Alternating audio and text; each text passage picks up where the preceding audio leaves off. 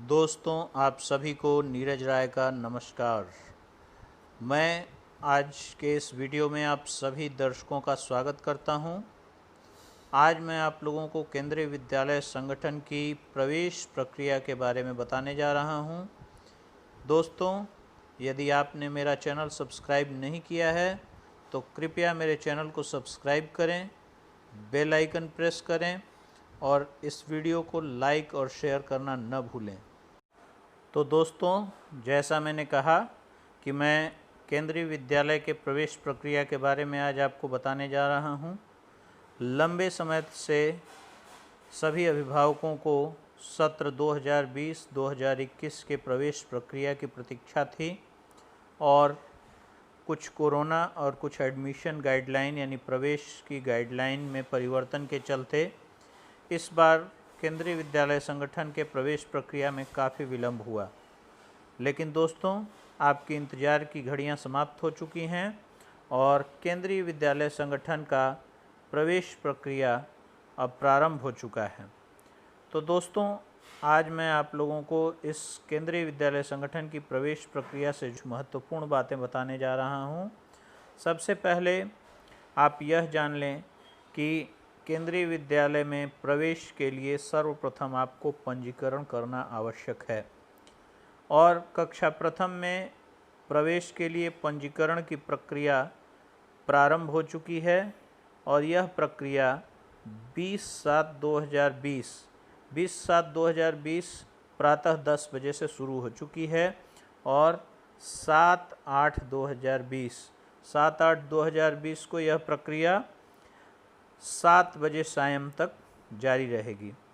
तो दोस्तों, आप में से जिनके भी बच्चे कक्षा प्रथम में प्रवेश के लिए अर्ह हैं, वह केंद्रीय विद्यालय की इस प्रवेश प्रक्रिया में 20 जुलाई प्रातः 10 बजे से पंजीकरण की प्रक्रिया प्रारंभ कर सकते हैं और हर हालत में आपको यह पंजीकरण की प्रक्रिया 7 जुलाई सायं 7 बजे से पूर्व पूरी करनी होगी। इसके लिए केंद्रीय विद्यालय संगठन ने जो लिंक दिया है वह इस वीडियो में आप देख सकते हैं। ये है वो लिंक kvsonlineadmission.kvs.gov.in। इस लिंक के माध्यम से आप प्रवेश के लिए पंजीकरण का काम कर सकते हैं।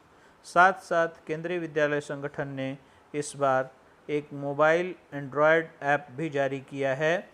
इस एंड्रॉयड मोबाइल ऐप के माध्यम से आप घर बैठे ही मोबाइल के माध्यम से भी इस पंजीकरण की प्रक्रिया को पूरा कर सकते हैं। इसके अतिरिक्त अगर आपको इस प्रवेश प्रक्रिया की जानकारी प्राप्त करनी है तो केंद्रीय विद्यालय संगठन की वेबसाइट kvssangathan.nic.in पर प्रवेश प्रक्रिया की पूरी विस्तृत जानकारी दी गई है, जहां से आप यह जानकारी प्राप्त कर सकते हैं। दोस्तों, जैसा मैंने आपको बताया, क्लास प्रथम यानी कक्षा प्रथम की प्रवेश प्रक्रिया के लिए यह पंजीकरण की प्रक्रिया आप समय रहते पूर्ण कर लें और जिन लोगों के बच्चे कक्षा द्वितीय से लेकर अन्य ऊपरी कक्षाओं के लिए प्रवेश के लिए अर्ह हैं, वह भी 20 तारीख से ही पंजीकरण प्रारंभ कर सकते हैं, जबकि उनके लिए पंजीकरण की अंतिम तारीख है 25 जुलाई।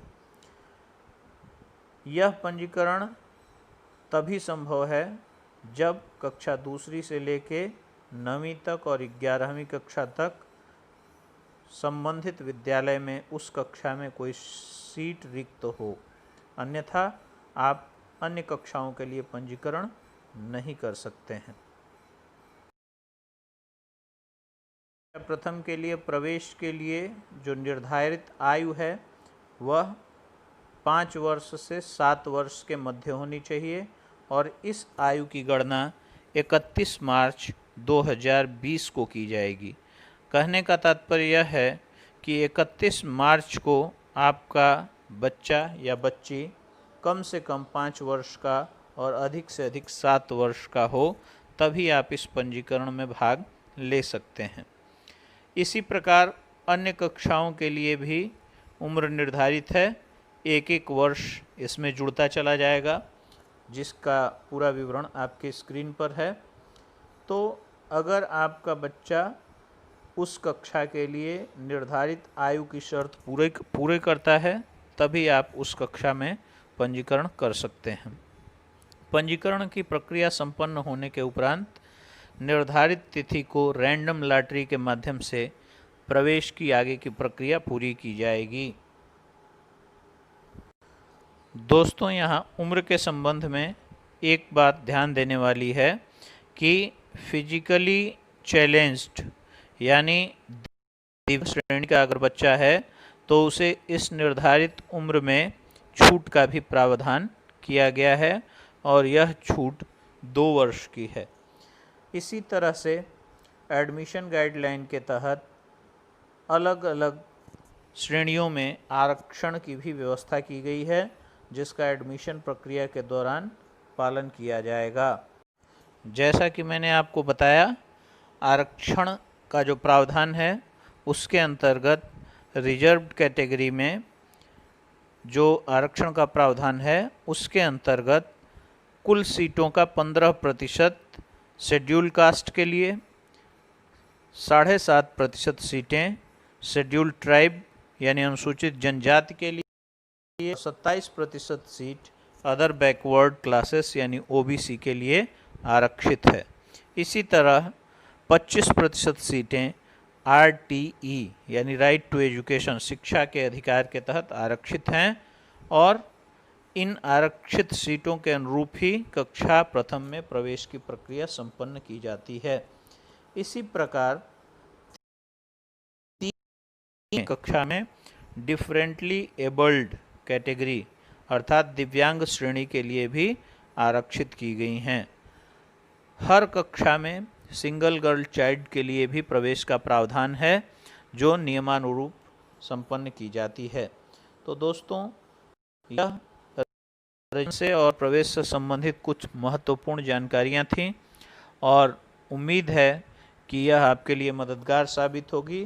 तो इंतज़ार किस बात का, आप निर्धारित तारीख और निर्धारित समय से पूर्व अपनी रजिस्ट्रेशन की प्रक्रिया यानी पंजीकरण की प्रक्रिया संपन्न करें, जिससे लंबे प्रतीक्षा के बाद आप अपने बच्चों के प्रवेश की प्रक्रिया की पहली सीढ़ी या पहला चरण पूरा कर लें और प्रवेश के लिए आप भी इस प्रक्रिया में सम्मिलित हो सकें। धन्यवाद।